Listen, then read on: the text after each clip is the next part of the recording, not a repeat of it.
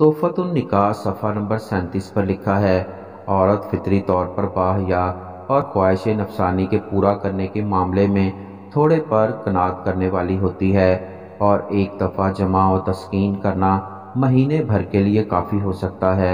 लेकिन अगर इसकी शहवत को छेड़छाड़ करके उभारा जाए और इसकी तबीयत इस तरह शहवानी हो गई तो हमा वक्त इसके दिमाग में यही ख्यालात पकने लगें, तो इसके बाद शहवत का भूत इस पर सवार हो जाएगा और इसे इसकी आदत हो जाएगी।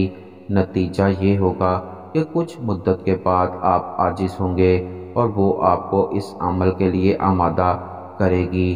वो आपको दावत अमल जमा देगी और आप मजबूरियां ज़ाहिर करते होंगे। आप थक हार कर आराम करना चाहते होंगे और वो जागने पर मजबूर करेगी। वो आपकी शहवत को बार बार छेड़ेगी, आपको आराम ना करने देगी, जो कि मुस्तकबिल में दोनों के दरमियान नाचाकी का सबब हो सकता है।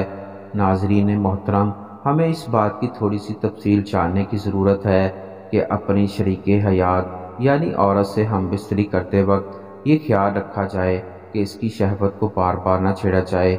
महीने में 1-2 बार जमा करना मियाँ बीवी के लिए काफ़ी होता है। बीवी के जिस्म शर्मगाह को बार बार शहवत की नीयत से छेड़छाड़ करना और बीवी को जमा के लिए तैयार करके इससे जमा ना करना कोई मुनासिब अमल ना है, जो कि मुस्तकबिल में ख़तरनाक हो सकता है।